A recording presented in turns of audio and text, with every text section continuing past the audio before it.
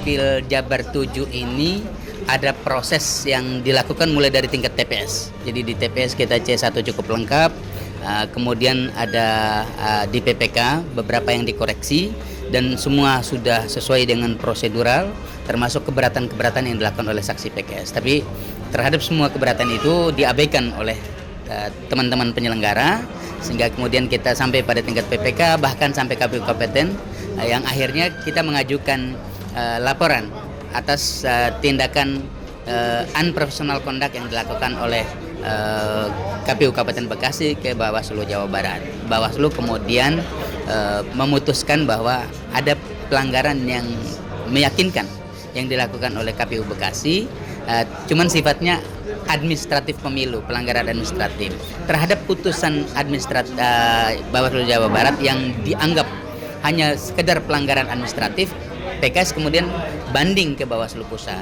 Banding ternyata ada koreksi yang sangat signifikan dan cukup berpengaruh pada hasil terkait dengan perolehan suara antara Partai Nasdem dengan PKS, di mana Nasdem terdapat penggelembungan lebih dari 6.000 suara yang berakibat pada hilangnya kesempatan PKS untuk mendapatkan kursi kedua di Dapil Jabar 7. Dan alhamdulillah pada tanggal 12 Juni tahun 2019 Bawaslu RI kemudian memutuskan bahwa ada pelanggaran yang benar dilakukan, yang sangat meyakinkan yang dilakukan oleh KPU Bekasi, dan karenanya memerintahkan untuk KPU Bekasi menyandingkan C1 dengan DA1 dan DAA1 di tingkat TPS, di tingkat kelurahan dan di tingkat PPK. Artinya dengan putusan ini kami berkeyakinan bahwa PKS akan dapat kursi kedua di Dapil Jabar 7. 99% kami meyakini bahwa itu adalah kursi PKS kalau itu dilaksanakan dengan baik. Sehingga kemudian kemarin tanggal 8 sebelum sidang hari ini kita menyampaikan surat permohonan penundaan sidang terkait dengan pemeriksaan Dapil Jabar 7. Karena dalam keyakinan PKS bahwa jangan sampai kemudian MK bekerja dua kali. Sesungguhnya ini adalah meringankan MK kalau kemudian putusan Bawaslu RI dijalankan, karena bisa jadi apa yang diperintahkan oleh putusan Bawaslu itu persis sama nanti apa yang dipertimbangkan dan diperiksa oleh hakim mahkamah.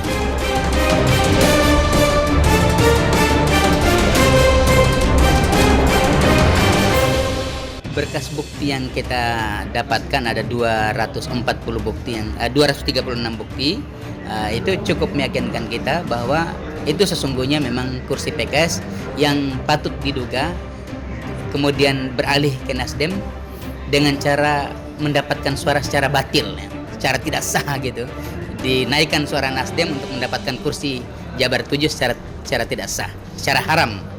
Sehingga kita kemudian pada hari ini melalui proses persidangan di mahkamah mengembalikan hak sebagaimana sesungguhnya, yaitu kursi PKS.